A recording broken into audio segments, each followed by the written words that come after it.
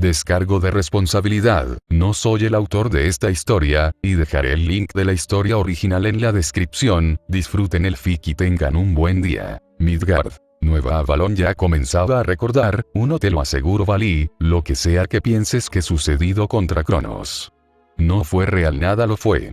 Nada susurró le falla en paranoia, dentro de la cabina de un navío específico. El Tiburón Escarlata, un buque de guerra demoníaco de nueva generación, allí, uno a uno, mientras todos sus compañeros sometían su cuerpo a sus propias preferencias y capacidades, atándolo como un criminal, con alta cautela y sus ojos reflejando bajo la tierna luz blanca, el temor cultivado a su dirección, como si solo vieran, a un monstruo yo, aquel que despertó recordó Valí, aquel primer fragmento consumido en su cabeza, como un abejorro atrapado en las hélices de sus orejas. Fue justo al iniciar el canto en aquella isla cuasi desierta y completamente abandonado, donde el campo de batalla en el que la furia de Lucifer como la hizo llamar Albión se desató, con Cronos como su víctima principal, mientras se hundía como un capitán con su nave en un retorcido sellado de duración temporal. Durante días, trato de meditar en silencio, lamentablemente sin resultado alguno. Esas cosas iban más de la mano con personajes como Faye, Asia, Arthur, Emilia o Gabriel que disfrutaban de dichos escenarios en completa calma, como en esos dramas de viejos ermitaños en la cima de las montañas, escuchando el goteo diario del agua bajo la lluvia de pétalos de cerezos. En paz y armonía con el medio, o un modo de olvidar sus propios problemas en completo silencio. Medusa era más de su tipo, pero a la vez no. Necesitaban realizar una tarea que llevara a cabo pérdida de energía para apaciguar las llamas de la emoción. Solo que esa mujer es una adicta a la velocidad. En cambio, él para una tarea tan frágil como jugar con los recuerdos ya grabados en su alma y cuerpo, el trauma dejado atrás debió ser lo suficientemente fuerte como para incluso sobreponer otro escenario sobre el que debería y sucedió. Y eso no le gustó. Un trauma ya tenía un maldito trauma más que suficiente que le marcó el resto de su vida. El constante abuso de su abuelo y padre durante su infancia que le obligó a apreciar el poder por, sobre todo, absolutamente todo lo demás creció para convertirse en alguien que pudiese serles cara de frente sin bajar la cabeza, que vieran que aquel niño que torturaron psicológicamente ahora es un hombre decidido a patearles el culo con el poder y la técnica que le respalden en su tarea. Caminó con cautela entre la hierba esmeralda, su mera proximidad envió escalofríos a sus compañeros de práctica. Porque mientras caminaba, las flores comenzaban a marchitarse hasta secarse y morir. Se secaban como el trigo en el campo, consumido por las langostas en sus pastizales en el negro azabache retorcido de su sombra. Valí era incapaz de notar esta paradoja mientras pensaba. Pero a los ojos de sus desafiantes, congelados de horror entre los escudos de hojas y flores, Valí exudaba constantemente una pequeña energía plateada enfermizamente como una segunda piel, pero el grupo de Valí no es famoso por ser de cobardes. Eran temerarios, descontrolados, irremediablemente obstinados y de cabeza dura. Este grupo particular, conformado por miembros que se diferenciaban del otro por sus propias capacidades y razas. Con entrenamiento o no, criminales o inocentes, continuaban tomando un trono entre los miembros de la clase máxima de la sociedad demoníaca y el resto de los miembros de las distintas mitologías. Opera en los mercados mundiales con Infinox Sponsored by Infinox. Comienza tu viaje al mundo del trading con Infinox y accede a más de 900 instrumentos financieros alrededor del mundo. Lear Morey atacaron. A poca distancia del mestizo. Valí notó un grupo de garras de vacío desfigurando parcialmente el espacio, bailando alrededor del aire como flechas. Golpeando como tambores mientras rasgaban la corteza de los árboles en su viaje. HMPH. Valí manifestó un circuito mágico con su mano izquierda, una complicada fórmula de 5 dimensiones se dibujó en el aire con el contacto con la mano contraria, la cresta de un abstracto pentagrama en el centro se manifestó con luces nobles como la plata en una fórmula intensa. Para ser precisos, llamar la fórmula es incorrecto para definir las figuras geométricas como espejos fractales de cristal en las manos de Lucifer. El característico azul en la firma mágica heredado por el propio Ritzevin a su hijo Nursak, y posteriormente a Nieto Valí a través de su sangre, se había desvanecido por completo hace tiempo, reemplazándolo con luz pura y noble de un radiante plateado. Y en medio de toda esa luz, una espada de 2 ejes se manifestó en la mano de Vali con su guarda dorada. Se trataba de Estrella Gemela de Cocabiel.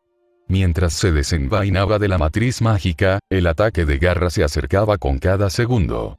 Con la guarda completamente fuera, la mano contraria de Vali sujetó la empuñadura firmemente mientras su pie se plantaba. Debido al tamaño del arma, su golpe oscilante mantenía un alcance por el doble de cualquier espada normal, por lo que el choque entre ambos ataques no se postergó lo suficiente cuando el mineral en la cuchilla devoró por completo las garras en el aire. Pero Vali no se dio el lujo de ser ambiguo ni siquiera en una práctica. Su orgullo y buen nombre estaba siempre en juego, impidiendo escasamente su propio movimiento en una postura. La gran espada cruzó por su espalda, maniobrándola en giros continuos hasta llegar a parar en su brazo izquierdo. Después de eso, inmediatamente tomó una posición más cómoda tanto para sus piernas cruzadas, como para sus brazos. Los músculos de su espalda se contrajeron, sobrecargándolos de fuerza, pero moderadamente por supuesto. Levantó la espada por el frente, la cuchilla de cristal reflejando la luz del amanecer mientras echaba el brazo hacia atrás. Avanzó un paso, levantándose y soltando el brazo para efectuar el lanzamiento. Y la espada voló, giró y giró sin detenerse en tiempos perfectos por el aire, al mismo instante que el adolescente peliblanco flanqueaba ataques de francotirador a distancia, el escombro y el silbido en su vuelo, despertando reflejos de un recuerdo pasado no muy lejano. De él. Soy el blanco plateado, un sueño oculto detrás de la luz del alba. En el centro de un enorme cráter, se encontraba un hombre joven rodeado de luces plateadas y relámpagos de luz violeta enfatizando su poder, energía sacro-demoníaca. 2 atributos que por todos los motivos, deberían de ser opuestos como el día y la noche. Pero estaban unidas, más de lo que deberían para su propio bien. Un olor particular, un recuerdo de tiempos olvidados. El caballero blanco con su traje blindado de pies a cabeza ajustó sus extremidades en reconocimiento. Detrás del visor, el rojo sangre llenó el azul celestial de su globo ocular. Así como el vino de modo pase por los bordes de la copa. Como si una cuchilla se deslizara y cortara la mantequilla, un patrón se grabó en reacción a su sangre. Su maldita sangre. Un linaje que superaba su compatibilidad con el dragón guardián blanco. Una línea se trazó, un juramento. Para aquel que busca la verdad. Descendió en picada como las estrellas, y con armonía se elevó sobre el mar. Sobre el cielo y las estrellas. Rodeado en un círculo de armonía, supremacía en lo divino. Fue el de un ángel irregular. Volvió en sí, fuera del mundo de los sueños y los recuerdos. Con él corriendo mientras esquivaba y esquivaba a sus desafiantes, una sensación fría erizó los poros de su piel en su cuello. Se trataba de un hidrometeoro volando a velocidades increíbles como un proyectil. Unas eran tan calientes que quemaban la piel. Y otras tan frías con diminutas cuchillas de hielo. El chico actuó en consecuencia a ello, derrapó contra el jardín mientras esquivaba los cortes de viento como garras de animal felino y las nubes mágicas, incluso limitándose a solo manifestar el guantelete perlado de su armadura coraza de dragón en protección de la nube de hielo. Aquel que habita en mí, oh dragón blanco nevado de la supremacía energía sacro-demoníaca, concentrándose en sus puños formaron un anillo como de fuego, este aro de energía plateada pura con una familiaridad que no debería en él. Decoró el traje a su propia conveniencia, resaltando su imponente figura. Entonces la armadura se remodeló, interfiriendo en la metamorfosis natural del sacro aparato conectada al sistema y al potencial del usuario.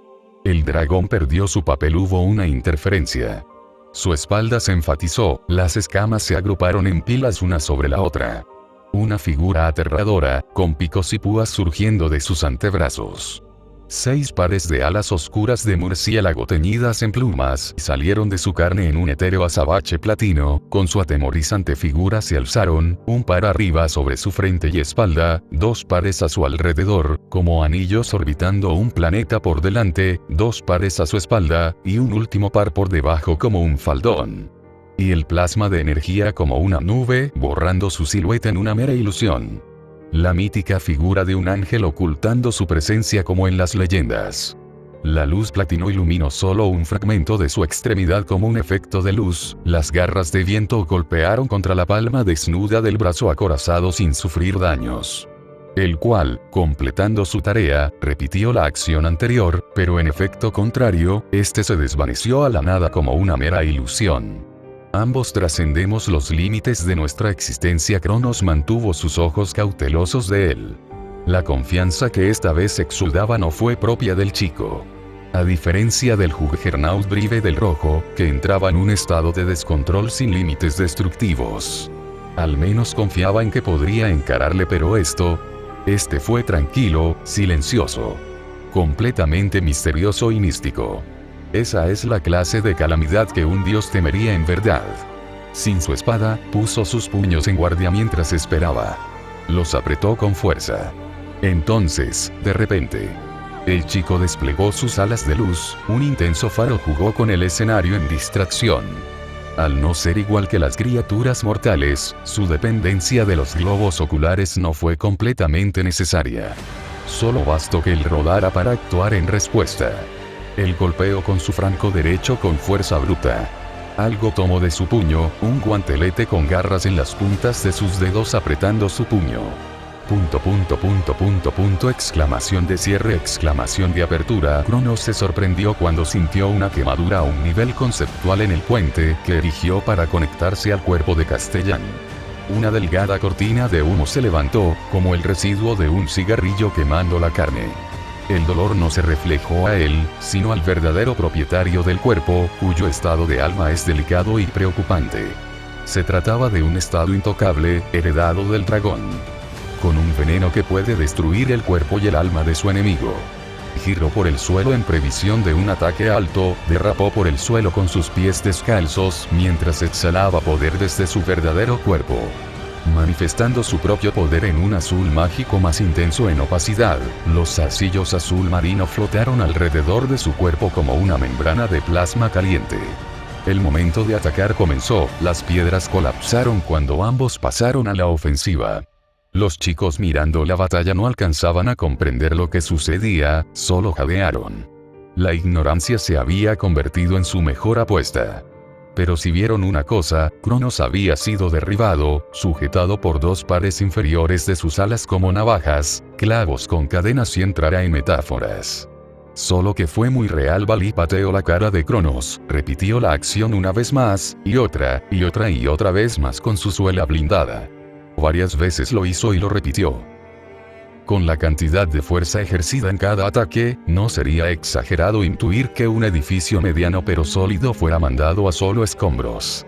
¿Esas son ondas de choque?, preguntó Irina frotándose los ojos, mirando el extraño fenómeno que hacía temblar la tierra y la tierra debajo de ellos. Cronos intentó apartarlo, tomándolo de la pierna, un gesto que no le gustó al chico cruzado de brazos mostrando su supremacía. Un ruido estático cambió la atención de la escena.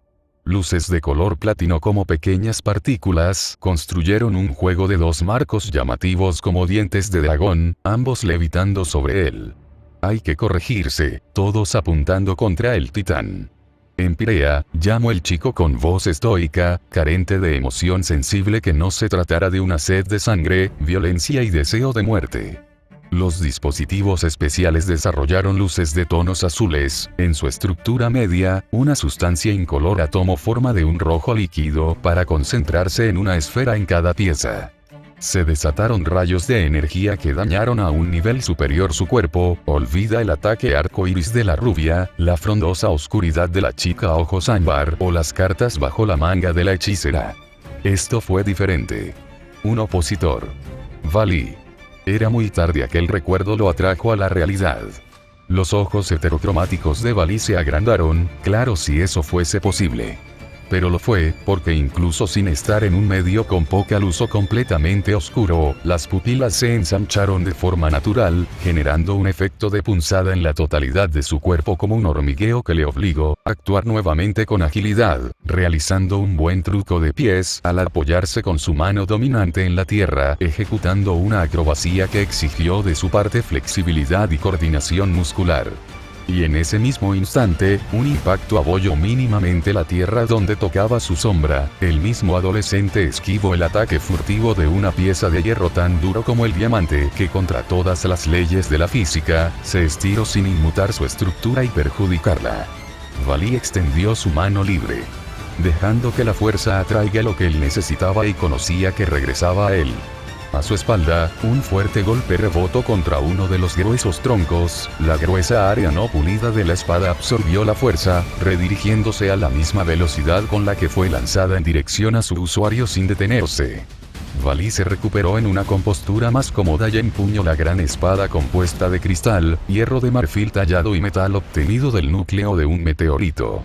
La ancha hoja giró inesperadamente sobre su espalda, generando una defensa por toda su longitud con facilidad. No obstante, entre las vueltas y vueltas de la cuchilla, un efecto entró en contacto con la gruesa hoja, reflejo de luz tras otra hipnotizaron al adolescente.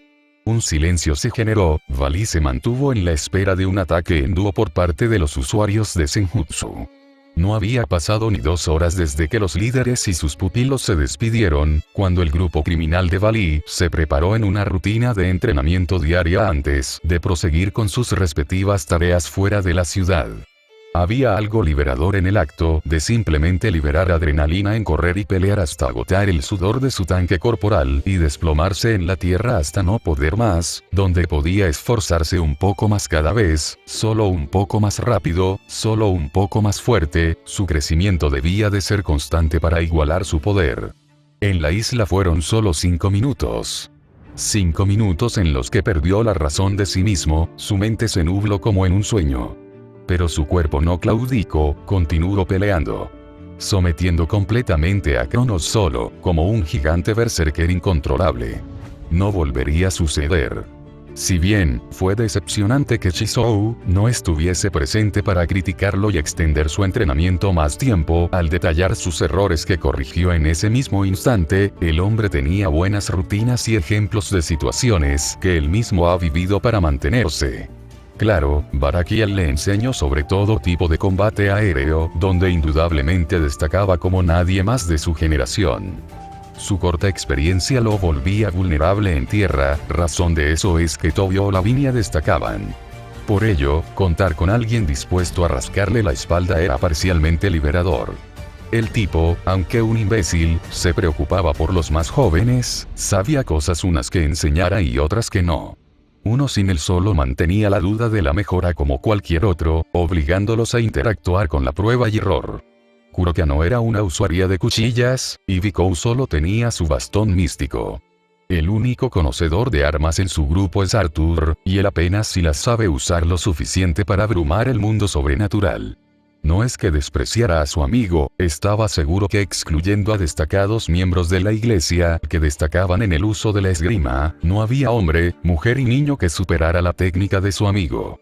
Estaba por arriba de clases altas, y desafiaba semidioses gracias a ello. Pero al igual que cada uno de los adolescentes, no eran perfectos. Emilia, sí había algo que odiaba de él.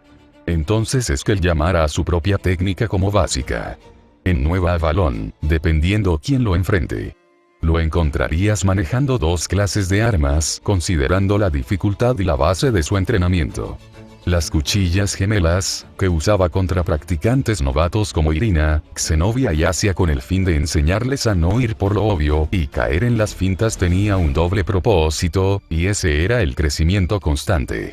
Era un estilo burdo, antiestético y honestamente, que iba en contra de lo que todo esgrimista perseguía, porque tenía un punto débil, era ineficaz contra un ser superior, el estilo que usaban las espadas de mariposa, estaba destinado al fracaso con un hombre como Vasco Estrada, pero eso era porque el hombre honestamente ya es un monstruo en todo el sentido de la palabra, no era llamado el botón de ira de la iglesia por nada. Así que reconsiderara un poco más un buen ejemplo, si se dejó llevar por rumores entonces Lady Griselda de la iglesia lo superaría. Pero de nuevo, eso sería solo su estilo engañoso que él dice no ser propio de él. Sino inspirado en un idiota y alguien que aprecia. Pero de nuevo, era un estilo sin margen de mejora y estancado a un solo nivel. Pero en cambio, su estilo de una sola espada un escalofrío llegó a su columna en recuerdo. Él lo ha visto, y Arthur se lo ha explicado. Si existía una palabra para describirlo, entonces sería antinatural, una monstruosidad distinta a la usual, es el estilo, que él mismo desarrolló en lo que llama, la desesperación de un mundo perdido. 10 Sumando su técnica con la espada de su dominio, Nemesis Caliburn en sus manos tenía el peso de 100 técnicas diferentes, y la fuerza de 1000 espadas en una sola. Era un sistema complejo de circunstancias, que desechaba toda demostración vistosa y noble por la funcionalidad, a favor de los resultados y solo los resultados. En todo este tiempo, nunca se había visto un manejo así desde Tron. Demasiado pronto susurraron en su mente en una extraña estática de interferencia, removiendo el recuerdo de las suposiciones avanzadas del adolescente. ¿Qué? ¡Qué molesto!, pensó Vali cansadamente, olvidando por completo la suposición de su cabeza después de su repentina jaqueca. Pero sabía una cosa, extrañaba los tiempos donde solo debía de abrumar con poder bruto, pero actualmente eso no ayudaba.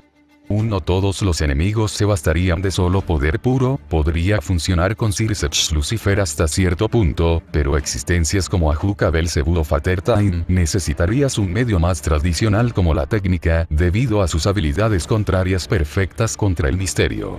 Incluso los dioses aztecas manejando sus 13 parcelas, eran ridículamente diestros en el combate cuerpo a cuerpo. Podría continuar enlistando las mejores aptitudes de cada panteón, pero eso solo bajaba su anterior autoestima en cuanto a su propio nivel. 7 Lo que sucedido con Cronos significaba una sola cosa, su cuerpo y mente no actuó en sincronización con su poder. Se había quedado atrás, y para su decepción significaba que Milla tenía razón. Dependía demasiado de su poder, debía de pulir su técnica como un obsesionado a los bolos, engrasando sus bolas por el campeonato de un domingo cualquiera. Con esto, su cuerpo y poder se alinearían, dejando su mente vulnerable hasta la hora de la meditación. Sí, lo tenía todo pensado. A su edad se supone que debía de emborracharse y drogarse, cantar y bailar como en una típica película adolescente de Disney, enamorarse en un drama adolescente, ¿perder el tiempo en algún salón del MIT? No, lamentablemente no poseía tiempo para ello. Su itinerario es algo apretado como para tomarse aquellas libertades tan secundarias y mundanas. Sacudir, sacudir. Después de lo que parecieron minutos completos, escucho los sensibles pasos entre los árboles, los cuales se mecieron de un lado a otro. Entonces lo noto, se dejó llevar. Ya no estaba en el jardín de Emilia, sino en el bosque. Sin oportunidad de lanzar la espada tan libremente como cierto capitán americano con su escudo, se encontraba tácticamente acorralado y completamente a merced de los yokais más que familiarizados con su terreno a favor entre las hojas. Específicamente al paramante de los árboles. Instintivamente movió su derecha para hacer espacio, desprendiéndose de la espada mientras fortalecía su cuerpo con poder demoníaco. Brincó en un giro de tijera abierta, apoyándose con un par de alas de murciélago emplumadas, saltó poco más de 3 metros sobre el aire, los músculos de sus alas tomaron fuerza en una posición vertical plana, aún en el aire, Vali empujó hacia adelante, produciendo una dirección perpendicular a la del flujo. El aire, irremediablemente cayó en picada con fuerza. Fish. Slili. Silbó el viento. Vali detuvo su vuelo a medio camino cuando un segundo ataque por su flanco derecho comenzó. Habían fortalecido las hojas de los árboles con Senjutsu y las habían vuelto fusiles improvisados en el último segundo, pero esto era solo una ilusión. Vali podía sentir la concentración de energía invisible lanzarse como dagas traicioneras. Claro, ya familiarizado con el combate aéreo y para no desperdiciar energía, solo bastó del chico que consumiera sus propias alas de vuelta en su interior, sin rasgar su playera o chaqueta. Estas solo se transformaron en un peculiar tatuaje de alas de demonio por toda su espalda. Vali comenzó a caer, pero se apoyó entre los árboles, con una mano se sujetó entre las ramas para tomar impulso y el siguiente apoyó su cuerpo como un pilar de equilibrio cuando sus pies se estacionaron. Vali se preparó, juraría haber escuchado algo, ramas crujir como pan recién horneado, crujiendo como huesos deshidratados, el viento soplando en previsión de una ráfaga. Cantó un chico estirado entre las ramas con el bufido estereotipado de los primates. Entonces un mono se balanceó por encima de él, con mejor conocimiento y aprovechamiento de las acrobacias, bajando como una araña con sigilo y arrastrándolo entre los árboles con su doble patada en su pecho a Lucifer. Claro, las hojas y el medio eran un elemento perfecto para esta clase de depredador, de criatura dominante. En su ignorancia fue acechado como una presa, guiado inocentemente hasta este lugar. ¡Qué burla! Ajeno a este drama de la naturaleza, Vikou golpeó a Vali con sus puños en su mentón. Un lugar sensible desde que Cronos la desarticuló y que no ha gozado de reposo apropiado. Vali esquivó, intentó patear, pero el mono se esfumó. Su impresionante agilidad le hizo aprovechar el 100% del lugar. Vikou apareció nuevamente, golpeando el cuerpo y cara de su oponente, pero sin distinguir si golpeaba músculo o metal. Vali retrocedió un paso, pero se apoyó con su pie derecho y levantó la rodilla izquierda, logrando bloquear una patada del mono yokai. Vikou se intrigó, su dominio de las artes marciales estaba por encima de cualquier técnica de combate cuerpo a cuerpo entre sus amigos. Era su característica propia de él: magia para la niña, espada para Arthur, poder para Vali y sigilo para Kuroka. Entonces cambió su estilo Shaolin, por el canto de primavera de los monos, donde utilizó constantes golpes con puño y mano abierta en dirección a los meridianos, que Vali tan recelosamente trataba de ocultar sin éxito. Estos puntos específicos privaban la circulación del mana o cualquier otra fuente de energía que se pueda aprovechar para fortalecer algún ataque. A prueba de ello es como su máxima autoridad encaró al ejército celestial y sus 3 reyes celestiales Erlan, Shen y Ness en su tiempo. Un ataque se desvió, y el siguiente fue neutralizado, redirigiendo su golpe en dirección al mono. Vikou parpadeó mientras se frotaba sus puños y volvía a evaluar a su oponente. Incluso para Vali aprender así de rápido fue impropio. Había conectado no solo 1, ni 2, sino 3 golpes. Esto dejó de ser una simple casualidad sin oportunidad de volver a suceder. Y eso le gustó un reto. Si así lo quieres, murmuró Vikou ligeramente mientras crujían los huesos de su cuello. Tomando una postura más inhumana que muy posiblemente solo un asesino diestro dominaría, como para doblar de esa forma su columna, Vikou sujetó su bastón místico. Este se estiró a su voluntad y giró, estocó y sacudió los árboles como un huracán. Estragos comenzaron. Vikou no pausó ningún golpe, se burló de la habilidad amateur de su amigo con un rodillazo en su vientre seguido de un uppercut con su extraña mano. ¿Alguna vez has visto el pie de un yokai mono? Honestamente no te pierdes de mucho, pero es como si tuviese otras manos allí abajo debido a su relación más íntima con los primates. Incluso si llaman a la humanidad como una, eso debía ser suficiente, pero no lo fue. Vikou giró en 360 grados sobre su pie derecho, y pateó la cara limpiamente de Vali, ahora con su mejilla en un color más oscuro, mientras los árboles del bosque se sacudían, y las ramas crujían por la fuerza bruta. Pero encontró resistencia, mirando en dirección a su manos y pies sujetado por las manos del demonio. «Oh no», murmuró Vikou intentando tomar su pierna de vuelta, pero Vali reinició el combate, moviendo uno de sus puños a gran velocidad. En reacción, Vikou tomó su bastón, y apuntó a ese mismo puño que se lanzaba a su dirección. El bastón místico se extendió, interrumpiendo el ataque. Vikou se dejó caer, rodó un par de veces y se irguió nuevamente, retorciendo su cuerpo mientras caminaba con sus manos, esquivando y golpeando con sus extraños pies. Estaba de cabeza, interactuó con un intercambio de golpes para nada convencional un par de veces. No era para nada humano pelear con aquella agilidad, y mucho menos moverse tan fácilmente de cabeza. Entonces pateó la barbilla de Vali con ambos pies como si marchara, y se impulsó en un salto de cabeza donde sujetó con sus pies las ramas y golpeó nuevamente a Vali en su pecho. No obstante, la garganta de Vikou de repente se pone tensa. Se siente como si todo el aire de sus pulmones se le saliera de dentro. Fue golpeado en su cabeza, con un puño. La rama donde se encontraban se hace añicos con una explosión ligera y ambos cayeron. Los pedazos de estaca vuelan a través del bosque. Vikou tose y tropieza con las piernas aún débiles, el corazón le late con fuerza en los oídos. Un solo golpe con la fuerza adecuada había sacudido su cabeza lo suficiente para desmoralizarlo. Vali se acercó en su caminata y tronó sus articulaciones. Lo tomó de su cola. De la cola no.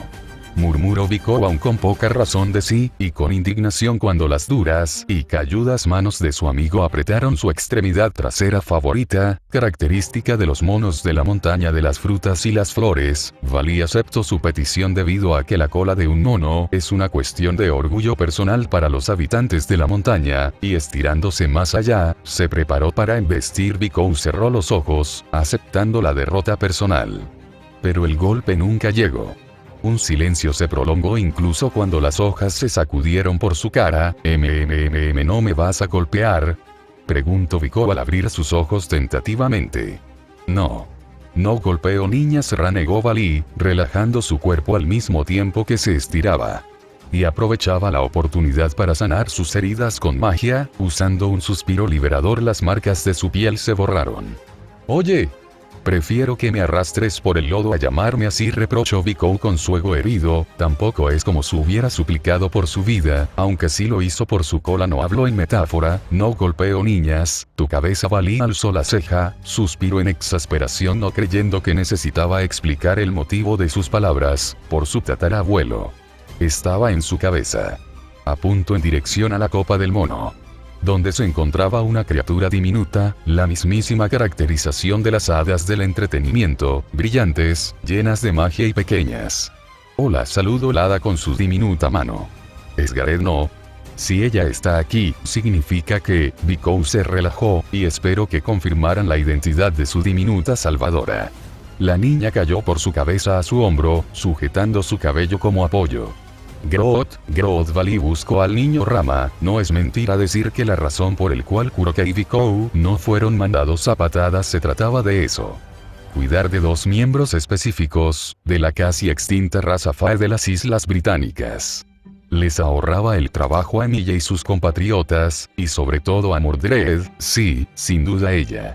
Aún permanecían alguno que otro de los pueblos europeos, pero dependiendo de la geografía del lugar, estos podrían variar una característica o atributo que los diferenciara como benignos o malignos. Valí, aquí señaló Kuroka con su mano apoyando una diminuta espalda marrón mohosa, en donde se encontraba Groot de rodillas, tomando las ramas de escombro como un pariente o un amigo, en lamento con la resina en sus ojos. Los acercó a su pecho como un viejo recuerdo al mismo tiempo que una rabia contenida surgía. Estaba nuevamente en duelo. Los Ents eran pastores de los bosques, fueron los primeros seres vegetales que aprendieron a comunicarse a través del intercambio de palabras con la esposa de Adán, quien les enseñó a hablar y cuidar de los árboles traviesos en los bosques. ¿Groot?, preguntó Kuroka notando el repentino cambio de humor en el vegetal. Estuvo a punto de detenerlo, pero cuando estuvo a punto de ello, escuchó un eco entre las hojas. Alguien le llamaba. Se trataba de manadas de gatos negros, que comenzaron a acercarse con maullidos para entregar un mensaje. En cambio, la diminuta cabeza de Groot giró y miró fuera de sí. En ese momento tanto Valí como Vico alcanzaron a ver un destello venenoso en sus ojos. Dio un paso hacia el frente, liberándose del distraído gato, avanzando constantemente con sus pequeños pies como de un juguete, lento pero constante como una flecha. Yo, Groot, lo lamento, Valí, ¿qué hacemos, Valí?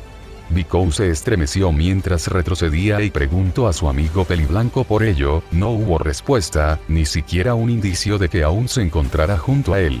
Rápidamente, miró a su derecha, donde se suponía se encontraba el descendiente de Satanás. Pero no había nadie. Había huido cuando tuvo la oportunidad sin pensarlo. Groot. Hay que ser razonable, Rama. Habló Vico, tratando de discutir con la pequeña rama, pero a causa de sus nervios, y ver las manos marrones de la pequeña criatura estirarse como raíces, Vico decidió huir y esconderse. Rama. Persiguió la rama en el bosque sin frenesí. En otro ángulo, oculto detrás del tronco de un árbol, Valí giró, mientras suspiraba de alivio con un hada en su hombro. Se había salido con la suya, pese a todas las cosas. Parecía ser que aún contaba con un poco de suerte en su persona.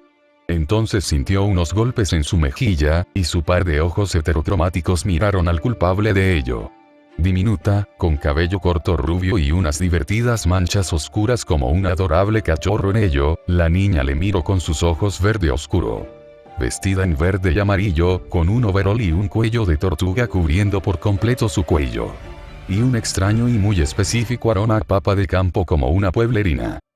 Dime, Gareth, llamó Vali con una voz ligera, lo suficientemente débil como para no aturdir a la niña en su hombro como un perico o un show de circo muy creíble. Mi paga por ayudarte, exigió el pequeño ente con un puchero, sus manos suplicando en el aire vacío por algo. Para Vali, que conocía lo suficiente de este par de traviesos vagabundos, era tan claro como el agua el deseo de la niña. Sí. No es como si vivieras aquí de a gratis, ¿o cierto? Eso haces. Pero ten, galletas contrabandeadas, aceptó Vali, volviendo a la rutina de hace 3 noches con un claro sarcasmo lleno de burla a la niña, tomar galletas del baúl de galletas en el estante y regalarlas específicamente a este infante. Era extraño llamar a un hada de 75 años como un mero niño, pero sencillamente un hada del bosque envejecía más lento que cualquier otra hada noble, humano, sea mago o cualquier cosa. Solo esperaba que el dragón de Asia rompiera el cascarón en el infierno y madurara en poco tiempo para convertirlo en su compañero de entrenamiento. Un dragón tortuga, el más débil de ellos, era el equivalente de una fortaleza, demasiado poder de defensa y ataque que teóricamente podría funcionar como tanques en batalla si añadía su aliento de fuego. Era abusivo de su parte desear pelear con un dragón que ni siquiera ha nacido. Bueno, para su fortuna, no existía ninguna ley humana o mística que hablara algo al respecto. Entonces buscó en sus bolsillos, y sujetó una bolsa de galletas que entregó a la niña de contrabando como mercancía ilícita. Si tuviera que comparar lo que veía, entonces la escena no fue diferente a un niño que tomaba un neumático de vehículo en sus manos. Solo que este caso fue una galleta, y ni siquiera era de gran tamaño, el estándar de una para ser más exacto. Así de pequeño eran las hadas menores. Gracias, Big Bro Vali. Agradeció la niña con estrellas en los ojos, sin dudar en comenzar a mordisquear el aperitivo. Vali, en cambio, prefirió evitar preguntar sobre la manera tan moderna de ser llamado, y lo concluiría en que Gareth está imitando la dialéctica de Mordred. Esta Gareth le bastó de poco menos de un mes para comunicarse en cada una de las lenguas que relacionaban en ella y otros, con excepción de Obscurian y Enochian. Pero, se supone que, la manera correcta de hablar es siempre concreta con la información, hablar en primera persona y no divagar ni saltar ningún verbo. Cosa que muy pocos hacen, y mucho menos Mordred, a quien imito para muy mal gusto. Mordred, enana rubia de ojos verdes. Una niña problema, es divertida y energética, le agrada aquella lengua honesta suya y la forma tan directa de ser, tenía curiosidad cómo se desenvolvería en el infierno con todos los rencores de los diablos, extendiéndose a ella por las acciones de su padre y hermana adoptiva. Es el blanco perfecto, en otras palabras. Solo que ella misma no lo sabe aún. Dejo de pensar en esas cosas, la mocosa estaría bien. Un guerrero de hierro forjado, una de las brujas más famosas de Grecia, y la gorgona estaba a su alrededor.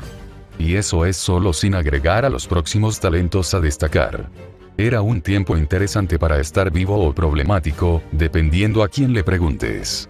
Entonces caminó en dirección a Kuroka, donde se encontraba una docena de gatos comunicándose con su maestra. Todos eran familiares diestros y entrenados, no era extraño en esta era ver a más de un gato callejero por las calles constantemente. Y muy seguramente uno de cada 10 sería el gato de Kuroka para obtener información. Mia, miau, miau, miau, miau, sí, sin duda una escena para nada extraña. Un gato hablando con su dueño, un yokai gato escuchando mientras asentía constantemente. Completamente normal. Bien te lo has ganado de entre sus pechos. Kuroka tomó un vial con un líquido blanco en su interior. Un producto codiciado para los felinos y guerreros del Valhalla. Y no se trataba de leche, sino hidromiel, tomada por los dioses de las ubres de Idrún, la legendaria cabra nórdica. El mundo sobrenatural es un negocio en su propia manera. Su sombra se extendió para ocultar el gato, y se paró frente a Kuroka, la cual tenía una mirada acomplejada cuando llegó. Particularmente este es el momento en donde exigía respuestas, pero la clase de semántica dibujada en su femenina y bella cara, significaba que el asunto involucraba a alguien de por medio, o bien podría afectarle en consecuencia. La había visto en su madre cuando se preocupaba por él. Y en Asia cuando trató de dar la espalda al mar de los monstruos. Una situación general que ella tomaría demasiado a pecho, y muy posiblemente se lo reserve para ella misma, aunque fuese decepcionante. Vali conocía a su gente, y el punto débil de esta mujer sin importar el mundo siempre sería el mismo. Su hermana menor, no el mundo, no las personas ni los lugares. Solo una niña que pasaría el resto de sus días odiándola por un crimen que le afectó en consecuencia por un bien común. Estaba a punto de preguntar, pero sus oídos zumbaron al escuchar un aleteo. Miró en dirección a las ramas, donde un ave se encontraba. No era un ave normal, y cualquier ornitólogo podría confirmarlo. Al no aparecer en ninguna enciclopedia ni revista de zoología. Un ave única en su clase. Sospecho Vali, pero lo dejó pasar cuando el ave asintió de acuerdo como si leyera sus pensamientos. Skirres había dado su bendición para hacer lo que tuvieran que hacer, como si lo hubiese visto venir. No había sorpresa, de hecho. Es el ave más complicada del cual obtener una reacción. Y sí, mientras ninguno de los dos mariscales de Avalon, este ser específico era el guardián en jefe, un protector alado en todos los sentidos. Capaz de dominar sobre los Cerberos, los sabuesos de Hades a los cuales ni el propio Heracles podría en pares y manadas. No había duda de su autoridad. Bien, ahora con eso, ¿a dónde vamos? ¿Por qué te sorprendes? Ustedes me rascan la espalda, yo rasco las suyas, preguntó Vali sin mucho problema. Kuroka le miró con una cara boba, entonces se divirtió con la expresión de sorpresa de la mujer, como si no lo conociera lo suficiente. Por supuesto, ha cambiado parcialmente algunas cosas sobre él mismo y los otros. Pero, así como Kuroka, frente a él es una persona indispensable para Vali. Ellos tenían a sus propios hombres y mujeres de valor. Y Lucifer protegería a las personas preciosas para las de él. Esa es la luz del alba. Al infierno borrando su sorpresa, Kuroka se rió unos segundos hasta revelar el lugar. ¡Qué coincidencia! Pensó Vali con otros ojos. Valía la pena mantenerse al margen y no llamar la atención. Pero, nada de eso dura nunca lo suficiente, y la incógnita se mantenía. ¿Qué está pasando en el infierno? Bitácora de Mordred. 4 días, honestamente, no estoy segura. Perdí la cuenta después del 10º dedo. Me encuentro en el infierno. Y no metafórica, poética o románticamente como en las historietas, cuentos o películas, sino el verdadero infierno. Ya saben, donde los demonios se retuercen entre los numerosos cráneos de sus víctimas al hacer ángeles de nieve y manchan sus labios con el hígado de los culpables, algunos otros disfrutando de los globos oculares en sus cócteles como aceitunas y esas cosas. O eso esperaba ella, honestamente sus expectativas estaban muy arriba de lo original. Esperaba llegar y que su padre comenzara a matar demonios como en Doma diestra y siniestra, que los Big Bros y Big Sis hicieran explosiones de magia. Con espadas por allí, torres de llamas coloridas y escuchar a Irina reírse como la despiadada primera hermana que es en los caminos de Gehenna. 5 Pero no, la realidad suele ser mucho más decepcionante de lo que parece. Algo completamente en contra de su idea original, de mostrar su valía enfrente de todos, ya sea matando a un demonio, aunque no estaría en contra de la idea de derrotar a uno de esos gusanos escupe fuego cuando creciera, dragones que incluso uno solo de ellos en su hogar aterrorizaba aldeas y reinos. Había escuchado rumores de una tierra en Alemania padecer del caso similar, pero en este momento es demasiado pequeña para eso y se lo han repetido en una decena de veces. Mientras se dejaba llevar en sus propias desilusiones, también comenzó a considerar las ventajas de esta oportunidad. No estaba lista para pelear con un demonio aún. Reconoció la propia Mordred, y tampoco contaba con un arma a la altura de su buen nombre. Tenía el arco del tío Marte, pero todos sabían que ese es un arco para principiantes, no destinado a convertirse en su fiel compañero de aventuras. Y honestamente quería una espada, las espadas siempre serían geniales. Aunque mirando el tentador fusil en los costados de Irina. Tendría que reevaluar algunas cosas sobre las armas. 4 Se había dormido la mayor parte del tiempo en el viaje, la baba seca aún sin limpiar en la esquina de sus labios son prueba de ello, no había mucho que hacer allí de todas maneras, y fue su mejor estrategia para no estudiar ni siquiera magia. No le interesaba mucho, para ser verdad no podía hacer espadas, lo cual fue decepcionante en sí mismo. Y era más sobre teoría que la práctica. Mordred. Tu mano. Entonces la llamaron, no aparato o marioneta como estaba acostumbrada hasta hace semanas, mientras se escabullía por los pasillos de la bruja. Sí, ya no la reconocía como su madre porque nunca lo fue, sino por su nombre, de una forma en que ella misma podría mirar con emoción al responsable con una sonrisa que incluso le había obsequiado su pila familiar. Si padre, escuchó Mordred, notando como sus pequeños pasos la habían dejado un poco más atrás de los demás mientras salían del tren mágico, posiblemente retrasándola, y apostaría su orgullo como sobrina de Marte en eso.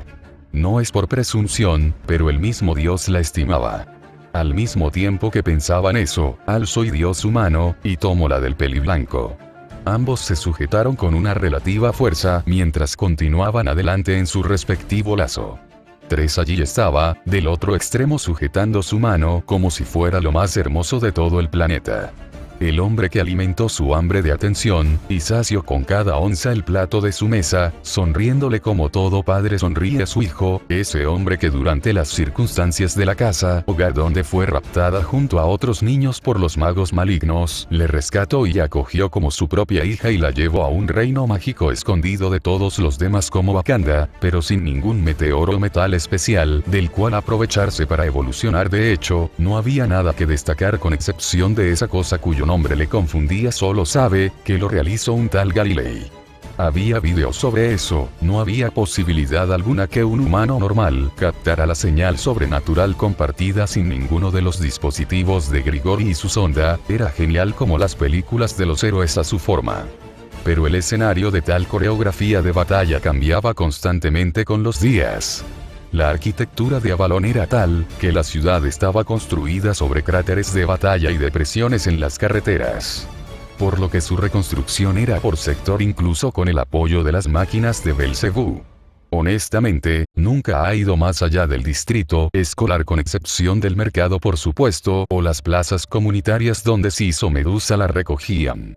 Pero los Yakuza ponían de su empeño para levantar la ciudad. Era una pena que Sis no se encontrara junto con ellos en el infierno. Había escuchado la historia de cómo se conocieron su padre y su bestia guardiana peleando en un bosque rodeados de más monstruos mientras se lanzaban armas unos al otro. ¡Qué varonil! Pero debía de supervisar con su ojo agudo todo arriba en la ciudad. Había escuchado de la bruja como un hombre extraño, merodeando por la barrera con dispositivos constantemente en búsqueda de algo solo para retroceder momentáneamente y regresar. Y si llegara a encontrar algo que pusiera en peligro el secreto de los avaloneanos, sí se haría cargo, desapareciéndolo como cualquier ciudadano latinoamericano, aunque nunca ha ido a ese continente, así que posiblemente esté exagerando.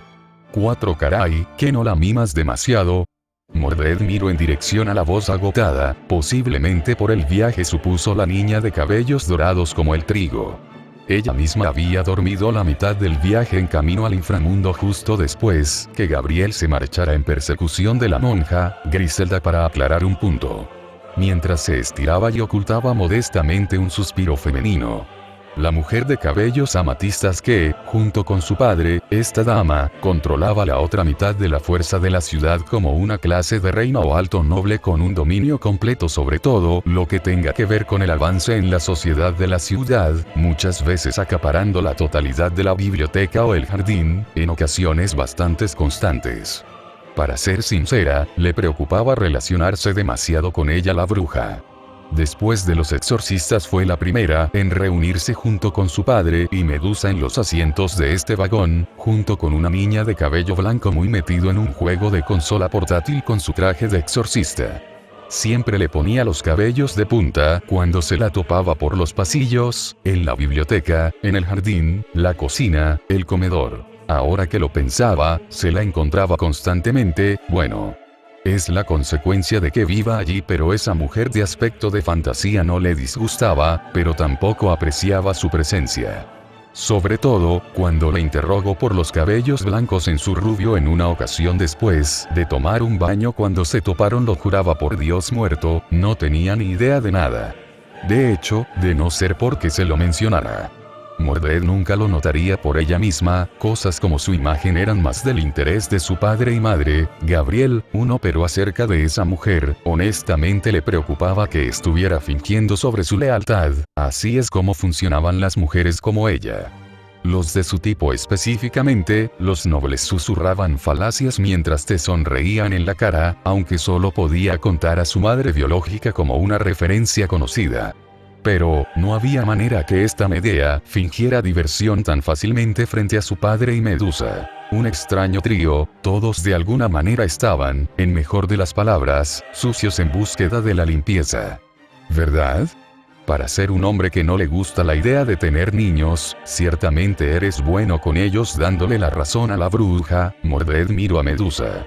O como ella le llamaba en su cabeza, serpiente tetona. Merodeada la mayor parte del tiempo alrededor de su padre y eso no le gustaba para nada porque le recordaba a esas constrictoras en los libros de texto y video aprendizaje. De hecho, el día que le hizo saber de su adopción, ella estaba allí junto a su padre cuando ese asiento debía de pertenecer a Vixis hacia o ella. 7 claro, con un traje mucho más casual que el de este día. Lo que llamaban estilo gótico de color blanco que resaltaba el dorado de sus escamas en su cuello y párpados inferiores. Era triste que eso solo la hiciera ver más hermosa frente a los ojos de los hombres y mujeres que babeaban y fantaseaban con la mujer en sus sueños. Medusa miró a Mordred, por alguna extraña razón sintió una clase de insulto y halago a la vez. Pero lo dejó pasar, era una niña y posiblemente solo pensaba en cosas de su edad mientras se adaptaba mucho más rápido a la modernización. BFFT, ¿qué clase de contradicción es esa? Se burló Medea agradablemente mientras palmeaba el hombro de su padre un golpe con otro. No eran ni siquiera fuertes, pero su expresión fue lo suficiente tranquila, mostraba una cercanía inusual entre ellos, impropio de su docencia como bruja. Con su vestido clásico en un brillante azul eléctrico, la mujer se cruzó de brazos con ironía, doblando la bufanda roja entre sus codos mientras apoyaba su frente sonriente en ironía. Era un ambiente peculiar, extraño y para ser precisos. Mordred no tenía idea de comprenderlo. Quizás sea porque no es un adulto, o aún no pasa por los eventos futuros de su adolescencia en la triste historia de Camlan y la caída de Camelot conservando su inocencia. Pero, era como si personas perdidas se reunieran en un solo lugar solo para, no entiendo, ¿no hiciste lo mismo con los tuyos? ¿O hace 2000 años no mimaban a sus niños? Interrumpió la niña de ojos rojos curiosa, desatendiendo su consola portátil para preguntas, una exorcista parecía ser. Una incapaz de comprender por ella misma la frágil línea que había pisado y que Medea tanto trataba de olvidar, ignorar y pasar por alto mientras pensaba en el ahora y el futuro. Y no en el pasado, donde se encontraba un pozo de remordimiento tan profundo como el Miaoken. Shiro y Medusa miraron extrañados a la niña que habló, incluso Mordred le echó el ojo por su aparente lengua tan suelta. Sobre un tema que ni siquiera ellos se atrevían en tratar de conversar con su compañera parecía ser. Ellos sabían algo, supuso Mordred. Algo lo suficientemente privado e íntimo como para que la bruja exclamación de apertura exclamación de cierre ... y Mordred retrocedió entre sus pies mientras se refugiaba detrás de las piernas de su padre, pero no huyó de temor o miedo, sino porque, de pronto Medea bajó la mirada para alejarse de otros, una mirada distante, llena de vergüenza y horror en sí misma lo suficientemente fuerte como para reflejar las emociones que supuso, una bruja debía ser incapaz de sentir. Un golpe tan fuerte que le revolvió el estómago, Medusa notó la empatía de la niña. Alzando una ceja mientras permanecía en silencio, sorprendiéndose gratamente con la reacción de Mordred sobre el aire pesado de la habitación. Pero no dijo nada sobre eso, no era el momento ni mucho el lugar con una Medea sin una palabra. Shiro estuvo a punto de decir algo, pero con un simple pellizco en las costillas, le abstuvo de comentar una palabra, mientras el propio peliblanco retenía un chillido en silencio y con eso hecho, Medusa actuó como una espectadora mientras probaba a su compañera este día, como todos los días atrás desde que se encontraron, al despertar de un sueño en un viejo almacén muy lejos de casa del panteón griego en América. Medusa tenía que darle un punto a la niña, a diferencia de Medea. Medusa ya había superado su propio pasado en esa tarde en la playa junto a Shirou, con la canción de las olas rompiéndose en la costa, la espuma marina extendiéndose como flores en un campo, y el olor de las lágrimas sopladas por el viento en la brisa del planeta exudando su magia, agitando su corazón mientras le inspiraban una motocicleta a más de 300, mientras sus neumáticos vomitaban la arena por los aires. Cuando las primeras señales de una metamorfosis extendiéndose en su cuerpo en forma de una palidez en su piel y el endurecimiento de capas convirtiéndose en escamas, entonces surgieron sus preocupaciones bien intencionadas y sobre todo justificadas de sus acciones. Ya fuera Medusa o Gorgona, ninguna de las dos mantenía un deseo de suicidio pese a su poco apego de vida. Pero eso había dejado de ser un clavo en su cabeza que le picara con resentimiento cuando la calma se extendió como el ojo de una tormenta en una luz, cuando comenzó a practicar la compasión y comprensión por todo lo vivo. Pero ahora Medea excluyéndose bajo el disfraz del trabajo mientras se aísla, la pregunta es: ¿realmente está creciendo pese a toda su vida pasada? ¿Había perdido sus colmillos quizá? Medusa no era ninguna clase de maestra, ella no funciona para esas cosas. Pero creía firmemente que lo necesitaba. Que Medea recordara el barro en sus pies. Después de todo, ¿cómo se atrevía una mujer a desear una segunda vida después de arruinar por completo la primera? En un punto irreparable, imposible de olvidar o ignorar que todas las generaciones después de ella se atrevieron a maldecir su nombre como cualquier otro humano maldice a los demonios. Incluso ahora en el mundo moderno, una pequeña parte llamaba su historia como una víctima, cuando las grandes masas le llamaban perversa. Y eso es porque lo son, ambas. Reinos cayeron y héroes perecieron. Medusa miró como los delgados brazos de Medea, ambos actuaron con espasmos eléctricos mientras la energía mágica ondulaba entre sus dedos, retorciéndose en una niebla amatista como las auroras acumulando más opacidad. Esto era justo lo que Medusa quería ver, como su compañera reaccionaría incluso en un comentario surgido en la curiosidad y la inocencia. Decepcionante, Medusa dio un pie al frente, obviamente convirtiéndose en el centro de atención en la extraña tensión en el ambiente. Pasó sobre incluso Medea mientras se convirtió en una clase de muro para la chica, y dada su estatura en desarrollo su sombra se extendió por debajo de la niña. ¿Y tú eres? Preguntó Medusa a la niña que claramente había dado una impresión. No quien sea se convertía en un objeto de la ira de la bruja de Cólquida. Mi nombre es Lynn Lindselsen, soy el emisario de la iglesia, fui enviada por Lord Rafael para cuidar a la abuela. Cantó la niña, sin desaprovechar la oportunidad de escapar de la tabla donde se encontraba con un extraño ánimo que recuperó sencillamente de la borda. Saludó con su mano apretando su creciente pecho en desarrollo y la opuesta con un símbolo de paz sobre sus pestañas, sacando incluso la lengua en un saludo de payaso. Es una niña, peculiar, pensó Medusa ampliando su visión. En Avalon es bien sabido que la edad de Medea es un tabú del mismo nivel sobre mencionar su altura. Y esta niña solo así, le llama abuela con tanta confianza, o altamente irresponsable o muy tonto para eso. No soy abuela. Rugió Medea recuperando parte de su compostura, o al menos solo aparentemente. Se cruzó de brazos y les dio la espalda con una firme patada. Shirou prefirió ignorar eso, lo dejaría pasar por esta vez. No pisaría ninguna mina terrestre de la que se pueda arrepentir y en cambio, miró con su único ojo a la niña junto a Medusa, su nombre le picaba la espalda, y juraría haber visto esa semblanza en una ocasión pasada. Pero simplemente no recordaba dónde. ¿Rafael? Él no dijo nada sobre eso, preguntó, con un ojo dominante. Posiblemente ya lo había mencionado antes, pero tenía dos razones para abstenerse de una prótesis ocular en su ojo faltante. Número 1, un acto simbólico personal. Donde no vieron dos, uno solo lo hará. Y número 2, y para su propia vergüenza, le daba un aspecto más rudo y varonil. Lo que funciona para intimidar a otros con su ojo agudo y filoso como una cuchilla. Oye, yo solo sigo órdenes, no pregunto sobre eso. Oh, cierto, veré que el perímetro esté despejado, no queremos que la abuela sufra un ataque, ¿verdad?, comentó la niña en un puchero. Para Shirou mirarla fue extraño. Le recordaba a Irina, pero más pequeña. Sacó un fusil de su espalda, y avanzó hacia adelante cautelosamente como si estuviera encubierta. Ella es extraña, habló Mordred gruñendo. Mordred. Regañó Shirou, no importaba cuán verdad fuera. Eso fue grosero. Pero todos lo pensaron, padre. Vamos a buscar a tu hermana y a los demás. Posiblemente los de la iglesia ya salieron, suspiró Shirou cansadamente.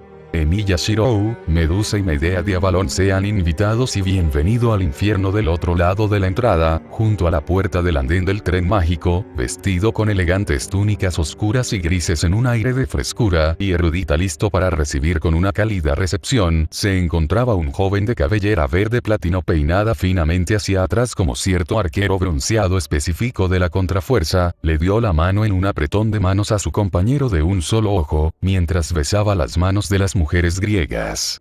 Por supuesto, señora Gabrielo, la espada de corazones Griselda. Ciertamente nos honra sus respectivas presencias. Saliendo por una entrada contraria, el grupo de la iglesia notó a las personas de su mismo estatus, reuniéndose en lo que suponían una recepción privilegiada. No gracias. Gabriel tropezó junto a Shirou, cayendo tentadoramente entre sus brazos por un momento entre los ojos de todos. Gabriel se recompuso de inmediato, sin permitirse aturdirse ni un segundo, y agradeció al varón por su apoyo.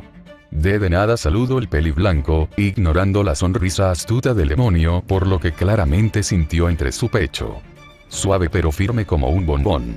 ¿Lo disfrutaste?, preguntó el demonio, sin mover ni un centímetro su boca, comunicándose mentalmente en un mensaje dócil que no levantaría sus defensas. Shirou prefirió ignorar el mal chiste del erudito demonio.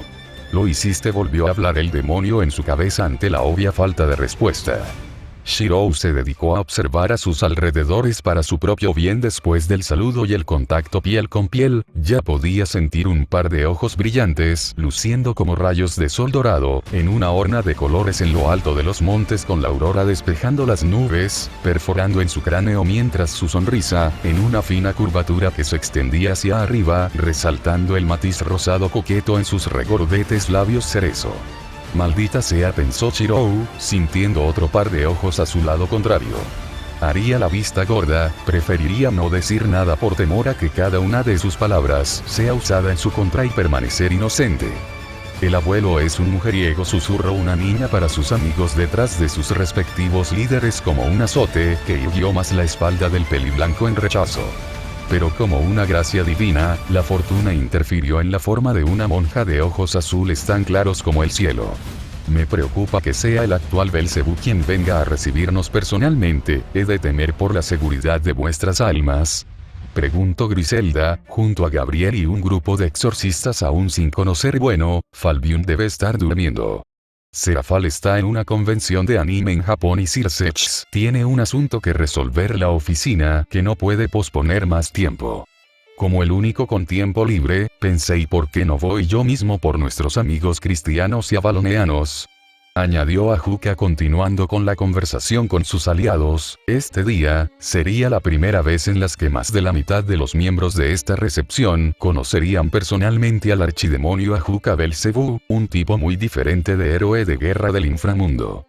Debemos sentirnos honrados, bufó Medea mirando a sus alrededores, apenas un grupo de diablos de clase alta y un dragón de cabello azul celeste. Sospechó Medea en silencio, por la repentina aparición del dragón de Sumeria deberían, creo que es la primera vez en siglos que almas vivas visiten el inframundo, ya saben, el lugar de destino para hombres pecadores, y también mujeres. Donde el azote de todos los panteones apenas iniciaba, pero por lo que pueden ver, la literatura puede ser más engañosa. Por favor, síganme, agregó Ajuka, con alto orgullo de sus orígenes y un apego a su hogar correspondiente a todas las formas de vida. Eso es porque ustedes se han esforzado. El inframundo es muy diferente de lo que recuerdo al principio. Me atrevo a decir que es un lugar comparable a la ciudad plateada, comentó Gabriel sin mentir en sus palabras, sin insultar y desdeñar la buena recepción de una existencia comparable a sus ancestros.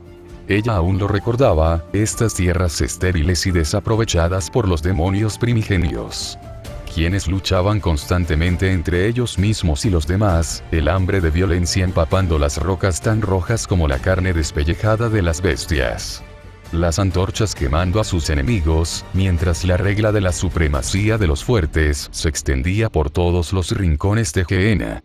Claro, no fue hasta la gran rebelión de cierto hermano corrupto suyo, que la forma de vida de los demonios dio un giro de 180 grados. Poco más de 2000 años, lograron convertir las carpas de piel y casas de madera en megaconstrucciones que incluso los enanos de Nidavellir envidiarían. Me complace escucharlo, amigos míos. Por favor síganme y maravíllense con el corazón del inframundo. Ajuka aceptó la buena fe de la ex serafín e invitó a seguirle en dirección a una plataforma de transporte. Funcionaba a base de magia, pero mantenía un diseño moderno con los metales y la vasta extensión de circuitos de software. Capital. Eso significa que Gabriel parpadeó en reconocimiento y dio un giro completo a su alrededor en búsqueda de la construcción más magnífica de todo el inframundo. Perteneciente a cierta humana rebelde a la cual se arrodilló al principio de la historia humana. Un regalo de cierta forma, y un lugar de malas memorias residían en su corazón. De pronto su corazón latía con fuerza y su garganta le pesaba. Sí, ella conocía este lugar, así es. Bienvenidos a la ciudad más grandiosa de todo el inframundo. Agregó Ajuka, mientras mostraba a ambos lados de sus brazos, diestra y siniestra, las edificaciones extendiéndose hasta rascar las brumosas nubes del infierno en muestra de los mercados más famosos, con vinos, frutas y tesoros en abundancia. Un campo de batalla de otro tiempo. La ciudad capital. Lilith, terminó Gabriel con sentimientos encontrados. Ella misma conocía muy bien este lugar en su tiempo de guerra. Con los cráteres formándose con cada suspiro en un tiempo donde el poder era inconmensurable y los guerreros más fuertes aún vivían. Pero también, donde su hermana menor, el famoso querubín sin alas, murió. Azrael. Tiamat. Un par de abrazos apretaron una curvilínea figura, en un abrazo que expresaba todos los sentimientos en su voz. Una niña rubia tomó entre sus brazos a quien conocía como su amiga, mentora y figura materna en su vida. Arrugando su cabello azul platino claro, modestamente celestial en su peinado fluyente como una catarata. La figura mayor, se miró sorprendida y reaccionó al principio con sus brazos hacia arriba, debido a su condición aún en tratamiento. Pero continuaba siendo un orgulloso dragón, y uno de los más fuertes en eso. Por lo que un abrazo que apenas mataría a un oso no le haría ni un pellizco en su blindada pero suave piel. Actuó recíprocamente a su afecto. Rodeando sus brazos por el cuello de su niña favorita, una descendiente de su amiga y hermana más cercana en todos los tiempos. Acercó su rostro en dirección a su pecho, para que escuchara su corazón latiendo radiantemente por ella. Omi, no creí que pocas semanas me harían merecedor de tal afecto. Me preocupa lo que harían un par de siglos entonces. Tu pequeña Asia, habló Tiamat, la famosa e insuperable Caos Karma Dragón. Te fuiste sin despedirte, eso es cruel, añadió la niña con un puchero, inflando las mejillas en un par de regordetes cachetes de ardilla. Pero tal acción, solo resaltó una herida específica e incurable que su sacro aparato es incapaz de desaparecer, debido a los efectos pasivos y constantes de un asesino de dioses. Hacia tu ojo, llamó la mujer, percatándose de la cicatriz lineal que se extendía de un párpado a su ceja. No era muy grande, apenas cerca de 3 o 4 centímetros. Solo un arquero, o un ojo tan agudo como el dragón lo notaría, y estoy bien a mis modales. Mira a mis amigos. Asia actuó en nervios debido a su mención, no esperaba que realmente hablaran de aquello. Y realmente, no fue lo peor que le sucedió en tan poco tiempo. Pero decidió actuar para eludir el tema, mientras su brazo enfatizaba a todas las jóvenes cabezas a su izquierda. Asia había olvidado que, con excepción de un par de niñas, Tiamat ya estaba al tanto de Levi, Arthur, Zenobia e Irina. Hola de nuevo, my lady. Oh. Saludó Irina relajada en su lugar, hasta ser arrebatada por la fuerza en dirección a la reina dragón. Irina, tiempo perfecto, sirve a tu reina como se debe. ¿Cuál es la relación de esos dos? Lo siento. Sus manos apretaron los hombros de la niña, que reaccionó con dolor por la abrumadora fuerza contra su cuerpo vulnerablemente superficial, común y corriente. Viendo eso, Tiamat liberó a la humana de su agarre y se disculpó por dejarse llevar en sus celos. La perdono, y habla de mi jefe. No sé si deba decirlo, es inapropiado divulgar los amoríos de un gobernante. Camelot cayó por eso. Irina. El abuelo no tiene ningún amante. Se apresuró la hechicera de su grupo en defensa del buen nombre y prestigio de su única figura autoritaria y responsable. Arthur tuvo una expresión de malicia en sus ojos azules, tentado a agregar más leña al fuego en venganza por todas las ocasiones en las que le derribó, pero parecía ser que no sería necesario. Cuando la más pequeña de todo el escuadrón actuó con un inocente mensaje de dejar en claro su propia preferencia. Ella es mi madre, se han tomado de las manos, habló Mordred, con una alta presunción y una falsedad que no debería su edad. No era necesario siquiera agregar el hecho que se han tomado de las manos, porque es una acción trivial y realmente simple. Más alejado de la verdad, sobrepasar un simple lápiz en medio del trabajo. Mordred actuó valiente y alta, olvidando que la existencia que deseaba eliminar cuando creciera era un dragón, como esa mujer.